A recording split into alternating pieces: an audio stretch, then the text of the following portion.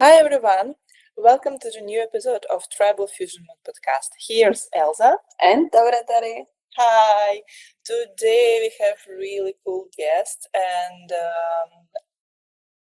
I wanted to introduce you the dancer, performer, cool teacher, and also the person who I can think that changed the view of tribal Yeah, fusion. definitely. Tribal fusion dance. It's Zoe Jakes.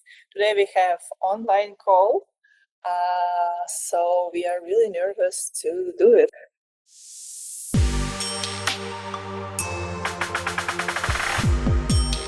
Normal day cat. Hi. Hi. How's it going? Hi. Oh, you got fuzzy. Oh, my Luna, you want to say hi? Oh, she's putting clothes on. How's it going? Thank you so much for having me on your podcast. I really appreciate it.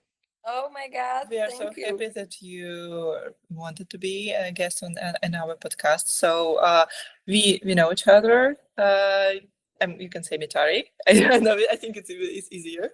And this is my Hi, friend. I'm Elsa. Hi, Elsa. Hi. Hi. And This is Luna. Come say hi. Come say hi. This is Luna. She's gonna probably be in and out. Oh my God. Hi. Okay. Hi. So cool. Yeah, I've got 2-year-old boy, so She knows this feeling. Yeah, you know. yeah, you are really great that you are dancing and that you made time for us because like I Yeah. have 2 cats. I'm trying to come on. Come on. I want them to come say hi on the podcast. They will eventually, I'm sure. But yeah, it's great to be here. Oh, here he comes. Come on, Bandit. Come on. Come on. This is the other members of the family. They're coming to join. Come on. Come on. Like cool. There we Like go. yeah. Oh So my we god. got this is Gray Skull. Oh, hello. Yeah. And then we got Bandit. Come on, buddy. He's a puff. Ooh. Hi. Oh my God. Oh, he has a small heart here. Yeah, he has a heart on his nose. Oh my God. And this is them right now. So the kitties are here. So officially the podcast can start. Yeah. Okay, we've got all members of the family. The family is ready. Yeah. And the first question. So, Zoe, when you think of tribal fusion, what feeling comes to your mind like the first? Oh, the first thing that comes to mind. So, yeah, for me, and the way that I think of this style of dance is one that is this creative conduit to allow so many different ideas to come together. The word fusion, I think, is such a powerful word, and the reason that it's for me so special is because you can fuse theater, theatricality, storyline, and something I've really felt a lot about this style and how it makes me feel so like open and creative because it's such a beautiful opportunity for everybody to bring in their own style. And so, for instance, Tatiana and a group of dancers did a piece at the show that we performed at in Sweden.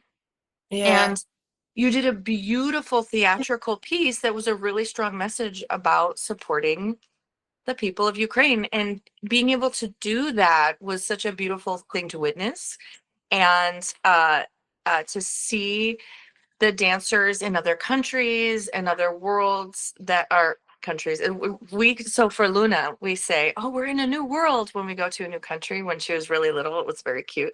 But in other countries, we say, I see in Brazil, the Brazilian dancers are fusing it with their dances, these Brazilian dances. And you see, I go to Europe and I see dancers fusing them with their traditional dances and their forms and their cultures. And I see this creativity mixing and people's cultures and their identities coming together. And I think it's a really beautiful thing.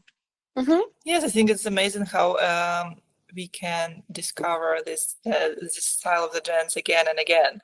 So it's not only like, okay, we have strict rules how we need to do it, but like actually I was so inspired in Sweden how girls danced a bit their cultural thing, or like they mixed it with a different other style. So it was like really interesting, and all the time when I was like moving or traveling, I was like, okay, I didn't expect it at all. Where do you start if you start mixing different style of dances, or you want to tell a story, or you've got feeling that you want to dance, or emotion? Yes, exactly. like yeah, this. Well, I would say like now for me, what has happened is as I've become done dance for longer and longer, I've really fallen in love with storytelling. And I think every element of dance, every time we go on stage, we tell a story. It's just the nature of movement and expression. And so I think my focus the past few years, really since I had my daughter and I've come back into dance in a different way, is telling stories and being able to kind of speak this idea of the universal truth. So stories that are in all of us and touch us all in the same way, even if our own personal story is different, we all like come together in this like big universal story. And so I feel like there's two things when I'm being inspired to do this. One is my intuition, meaning I will have a feeling about something or a color or a costume or a song, and I will let that kind of take me down a path. And usually what will happen is I'll start to kind of get ideas and think like, oh, well, I could do this and this and this and this. And generally kind of the more outlandish and ridiculous. And I'll start to be like, oh no, that's silly or that's dumb. But it's the minute that I start to judge it that I'm like, ooh, I've got something good. So this is how I work with my theatricality is I just let myself be free, and I really try to not judge anything, any ideas, and I go into the studio and I build. So that's one. And then two is within my creativity, within my dancing, I work to create space for the story. And that is, I would say, something I've learned with time. Some people will call this wisdom.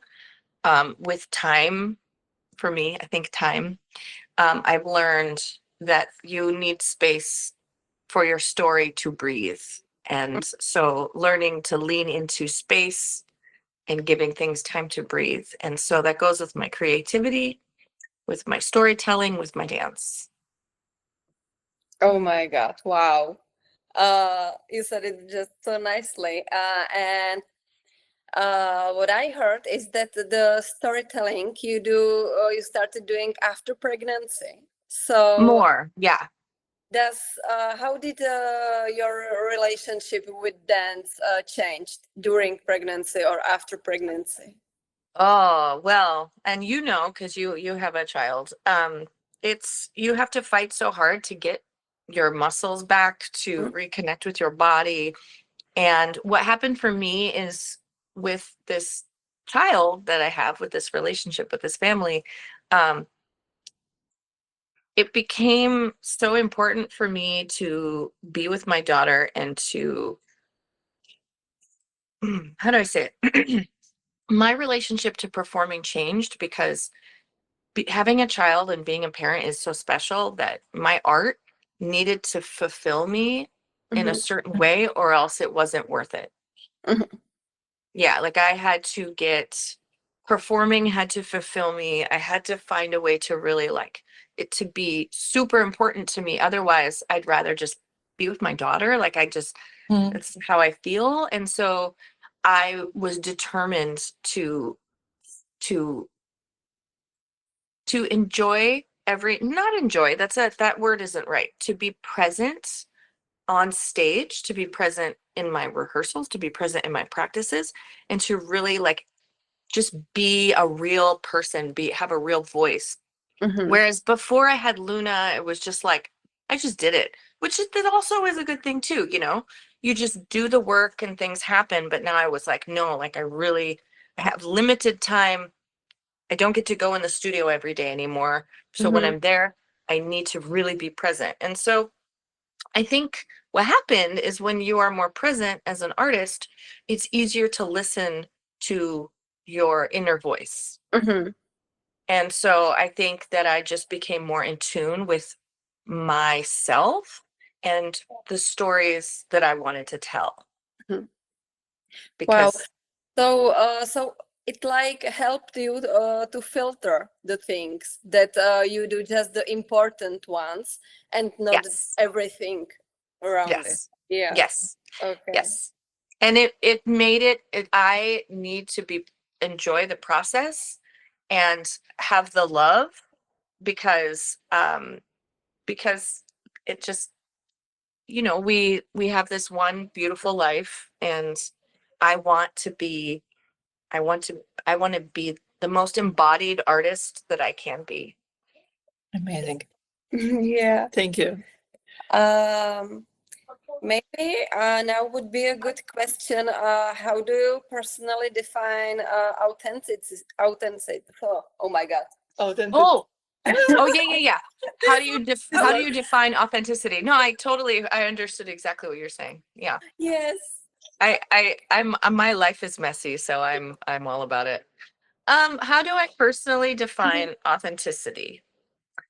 I would say authenticity to me is um really just being present. Is just because every choice that we make as an artist will be different from another artist's choice.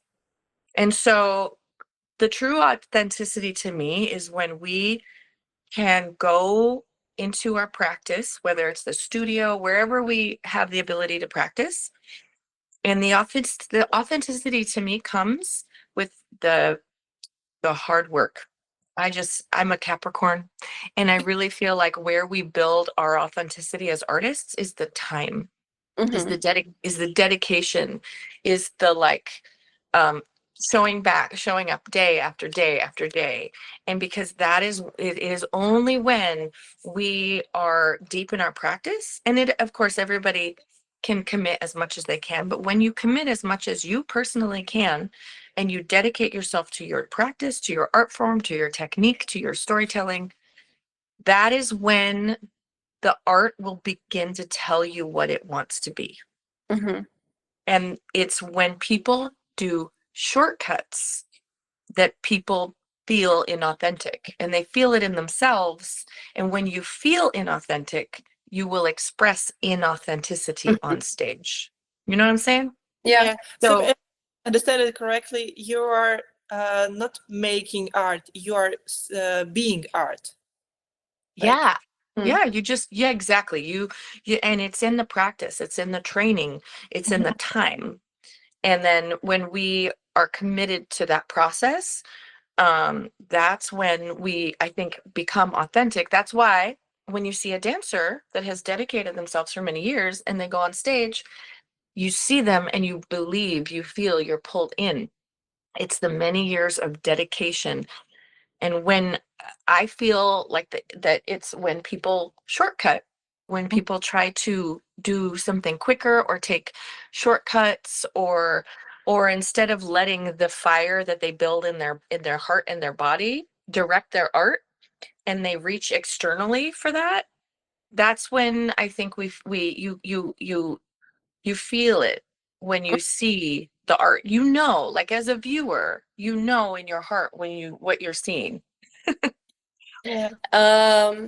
What helps you build the fire in you? Or did you always feel the fire that you can create from? Or Well, I am a very prolific like art creator, Mhm. meaning I have a lot of ideas, but I don't even necessarily think I have more ideas than anyone else. I just think that I've given myself permission to listen to all of them.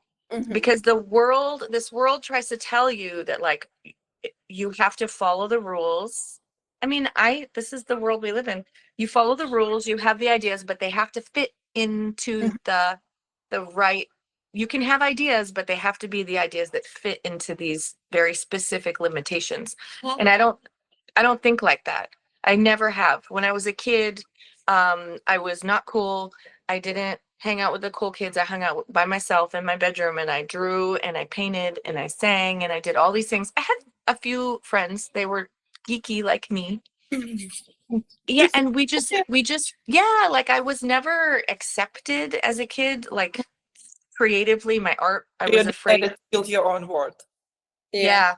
Yeah. And I went to art. I actually took a lot of art classes. I was good at it. But for instance, I have Mhm. pictures of that I made in art class, and they were like, you know, the still life or like a plant, or and they were very specific. But then at home I would draw my unicorns and my now it's like okay, like it's okay. But when I was a kid in the 80s, it was not cool.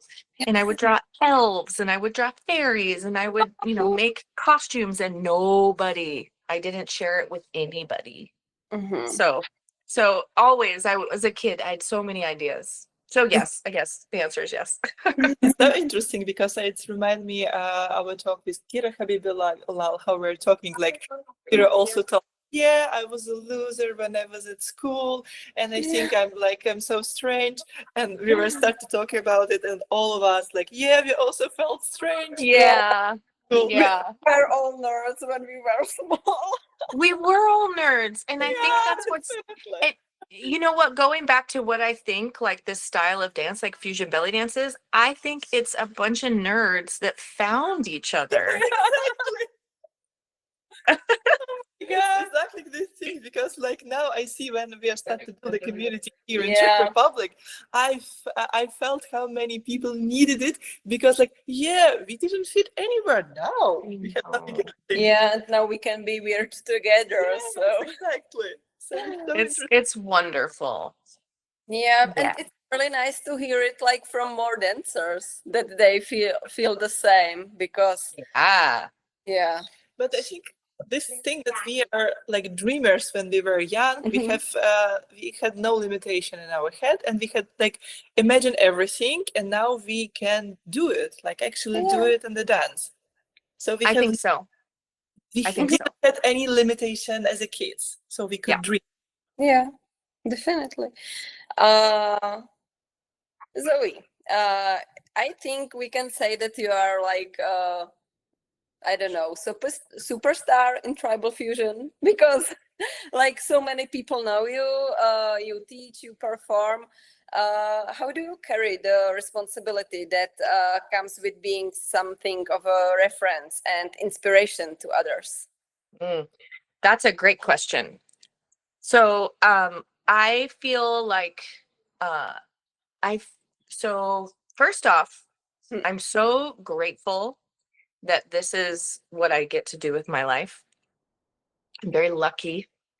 And I think that is the most important thing, is to understand like how lucky I am that this is my job and this is my career, and that part of my job is to inspire dancers around the world, is to help dancers grow to be the absolute best artists they can be.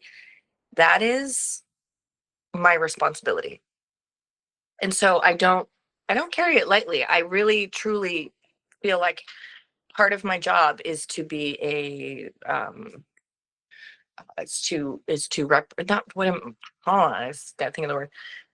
Example. I need to lead by example. And so there's two really important things. One is always supporting artists wherever they're at, supporting my fellow dancers, supporting dancers that have been my students and become these Mhm. big names, you know, like I am so proud of that, you know, and to watch the community grow has been been a blessing.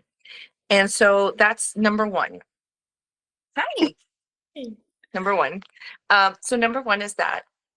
Number two is to talk about my lineage, which is all over the place and really cool. because it's important for people to know where I've come from, and also because that tells them about me, and also really honoring my teachers. That's a big responsibility. And so I'll just really briefly talk about one of my main teachers is Suhaila Salampur, and she is a amazing source dancer that has I've been dancing with her since 2002. And also I've think it's important for me to recognize, the dance form and the fact that we have this like really strong and beautiful Rakshaki and belly dance background that is so special and so important. And so part of my job is to represent and to create a space for these dancers to feel seen, because we have been inspired by them so much. And yeah, so that's a big part of my job. So those are the two big things. I need to lead by example, and I need to honor my dancers, my teachers that have come before me. And yeah, that's what I would say. That was beautifully said. I wanted also to ask, how do you prepare yourself for teaching? Of course, that you need to write down what you will teach and everything, but do you have, I don't know, some ritual before classes, or some, I don't know, how to say it, like special, no, not plan. Everybody has a plan. Like every teacher has a plan. What do you have that other teacher doesn't? What I do, and I do this before I almost every workshop, but it's definitely become a bit of a ritual. Is I give myself a bit of a pep talk. Yeah, and so I look and I do this before I perform too. I look in the mirror and I say, Zoe, today you are going to blank. And you know what? It could be however I'm feeling that day. Each time is different. Sometimes I'll look in the mirror and I'll say, you're going to go out there and you're going to inspire these dancers. You're going to be confident, and you're going to really bring flow into your class today, and you're going to feel connected to your dance community. And then sometimes I'll say something totally different. It's however I'm feeling like I want to to connect with my dancers. And this is really helpful because it grounds me and it helps me stay present as a teacher, because each class is different, each group of students is different, and I feel like each class I want to give that group of students what they need. And so I really try to start the class after this pep talk I give myself by really feeling the energy of the group and the students, so I can give them what they need. And just like a really brief, quick thing that I feel strongly about, and that is that I used to think that my main job was a dance teacher. And I approached it like that. I'm here to teach dance. You're going to leave this class and you're going to have all these skills to be a stronger dancer. That's true. That didn't change, but that's not my main job. My main job is to inspire dancers to feel embodied and connected and powerful. That's my job. Wow, it's really cool. My brain is like, my brain started to think more and more about this topic, and it's interesting that like you're thinking about it, not that like your, like, let's say product is get the job and teach this class, but your like final product, it's something more than just something deeper. Yes. Yes. And I think it's thing that I also felt on your classes, because like I remember like the moment when I was thinking about, okay, what to do with my life and like what to do with my dance life, and I was like attended your class. I think it was in Hanover back then, and I just remember, hey, it was so hard, so amazing, and definitely gives me some power not to stop on it. So I realized a lot of things where I can still work more, and it also realized me that okay, it's I need to be honest with my body and many interesting things I can bring to my dance. Actually, this is this really cool Yeah. thing. Yay. Okay, so obviously it's working. Yes, yes. I think this is the main thing that I wanted to say, but like, yeah, overthinking. Yeah, it's fine. That's why we are sitting both here. So Yeah, I really love hearing that, because I feel like that's what I want my students to walk away with, is I want them to be inspired and to feel like they've been given energy um to be creative and to dance and to be in their bodies. And I mean, above all, like, I love this dance form. I love dancing it. I get in class. I feel amazing. I enjoy teaching deeply. Each year I enjoy teaching more than I did the last year. And I don't think it's possible, but I love it. This is cool. I wanted to ask you one question that like it reminds me when I started to think about that everybody like has some darker moment and like breakdowns or like something happened in our lives.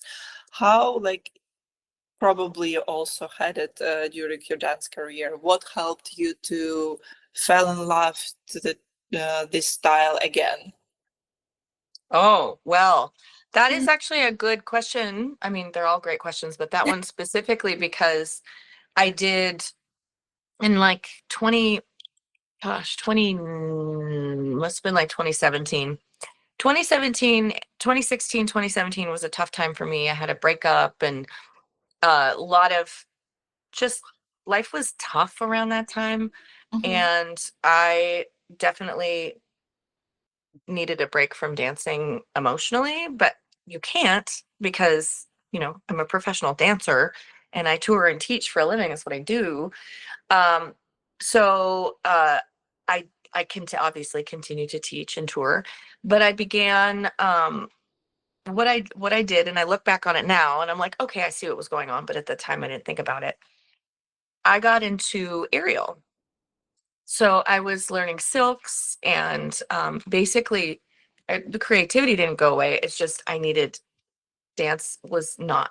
belly dance specifically was not like what emotionally I was having a block on it. And I probably for about 3 or 4 years was like, oh, how do I feel about dance? I was like up and down. And it wasn't until, but I kept dancing. I still loved it. It just wasn't like the fire for me. And then I fell back in love with it even deeper when I had my daughter. And yeah, I'm really grateful that I did not stop, even when I was having this complicated relationship with it. I just kind of transferred my creative juice to another movement form. And then when I was ready, I brought it back. Wow, that is really great. That the creativity like didn't stop. It just needed another way to get Switch it out, to and see then Yeah. something. can get back. Totally. Yeah. What do you feel that the tribal fusion community needs most right now? Oh, gosh. I mean, I think it's so each part of the world is in a different place for sure. And what's happening in terms of like the community in the United States is different than what's happening in Europe for sure. I feel like Europe's got a really nice like group, like has some really nice festivals and people doing really great stuff. And God, the creativity is through the roof. It's just so cool to watch. I love it. I would say really for me, it's just, gosh,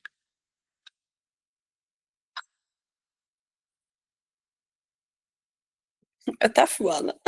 you know, I know, right? Honestly, like it's so for the States, what's happening right now is we're in a space where we need more festivals, because a lot of the festivals kind of ended around COVID, but it's happening. And so we need like more bigger events to bring people together. We need those bigger community events. And it's happening. We actually are doing one next weekend. Me and Pixie are throwing Revival Belly Dance Festival, which is almost sold out. Yeah, but they're popping up all over America. Like the festivals are coming back.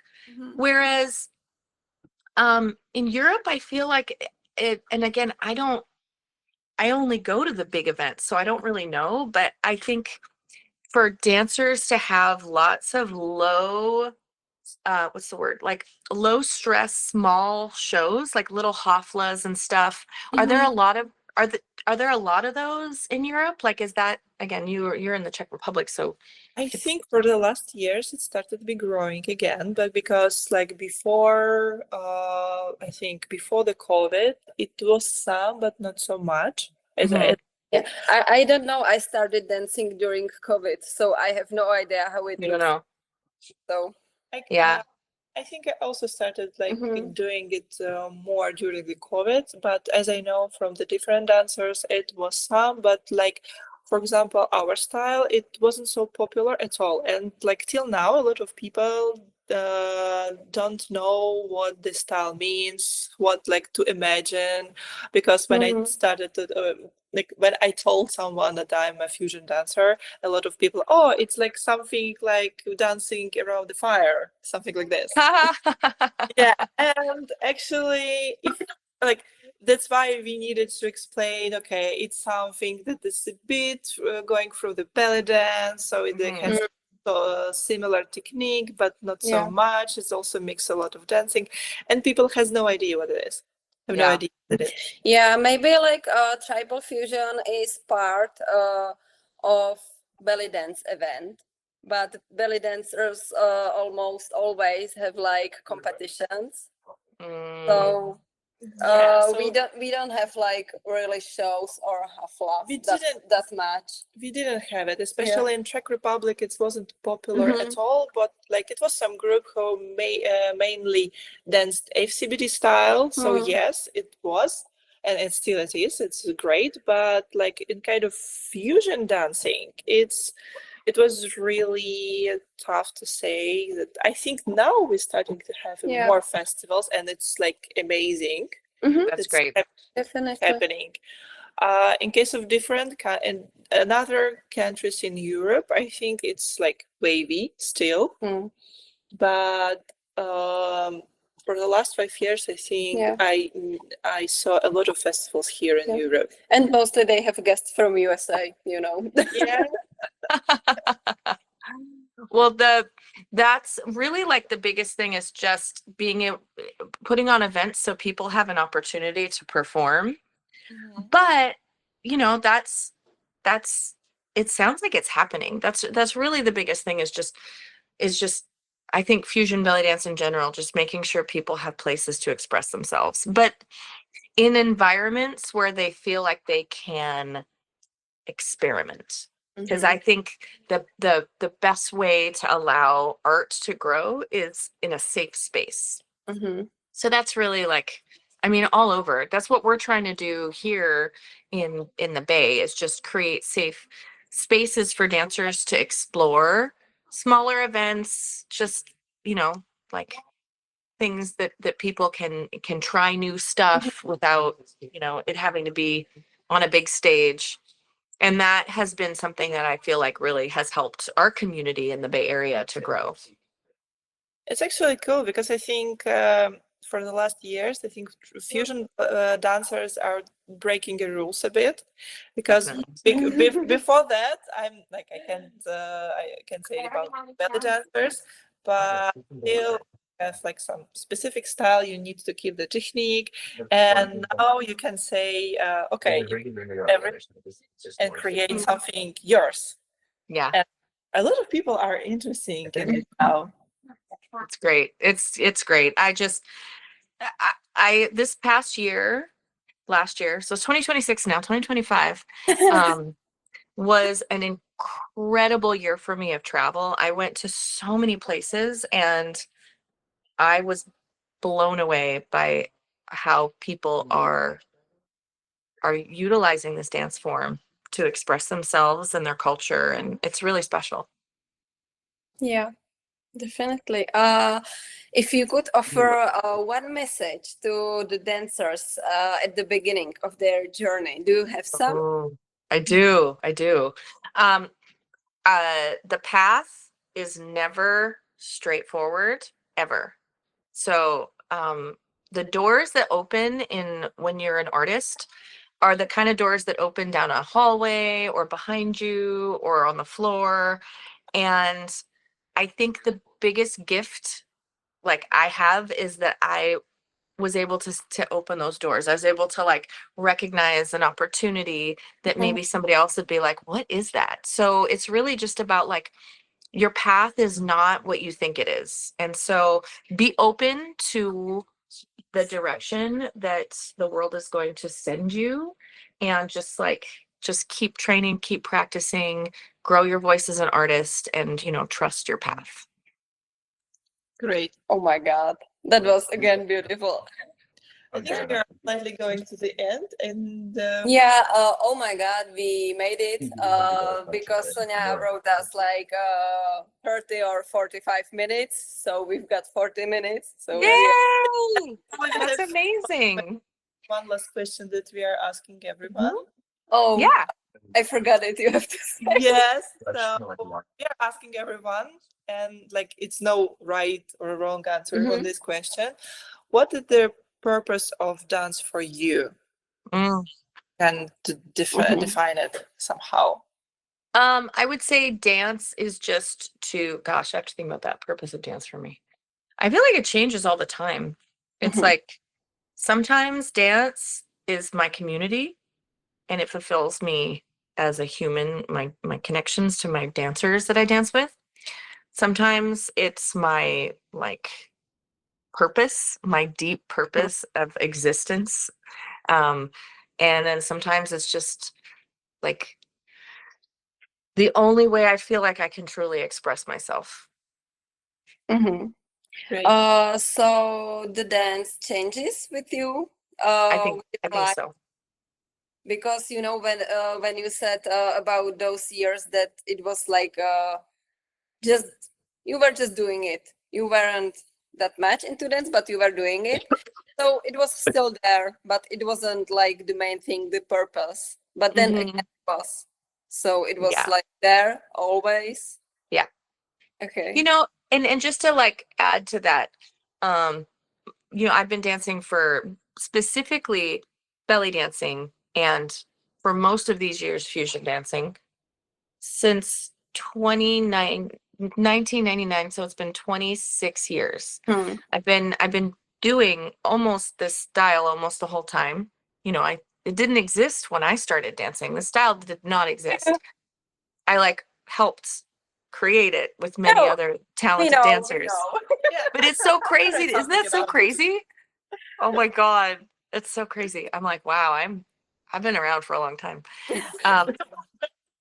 But when you do one thing for that long, it's like it is a relation. It's your relationship. It's one of your loved ones. It's like my daughter or my partner. Like you are on this journey, and it does change as time goes on. And I would never say I fell out of love. I fell in love. It's not like that. It's like in a long-term relationship with a partner, it's a different kind of love. It's an enduring love. It's the kind of love where you accept the good and the bad, where you're in it for the long haul, where sometimes the dance supports you emotionally, and sometimes you support the dance emotionally. Like to dance is to be in a dance. And it's like, it's cool. Yeah, this makes perfect sense to me. That was like really greatly explained to all of us. Yeah. Thank you so much for this You're great, welcome. and it means really a lot for us that you had time to talk with us, really honestly, and like thank you for and for me it was Tatiana. inspirational, so thank you. Yes, and I think for our listeners and viewers it will be also big inspiration, so thank you so much. You're welcome. I really, really appreciate you guys taking the time to talk to me. And here, my little heart-nosed kitty's gonna say, meow, meow. Oh my God, it's the cutest thing. And my daughter, oh, we put some makeup on. Come on in. Wow. That's the cutest ending that could be. Oh, definitely. Look at his cute little tail. Oh my God. Yeah, he's cutie. He's cutie. Thank you guys so much. This has been wonderful. Yes. Thank you. And hug your cats again for me because oh my God. Yeah, cats. I know. I love them so much. They're the best. Oh, meow, meow, meow, meow, meow. Oh, now we're playing. Now we're playing. Okay, it's morning in the USA. It is. Meow, meow, Yeah, meow, so meow. okay. You will have a great day. Go Thank and you. have a great day today. Thank you so much. You guys sleep well, okay? Thank you. And I hope see you soon. yeah, I hope so. definitely. Bye. Bye. Bye. Bye.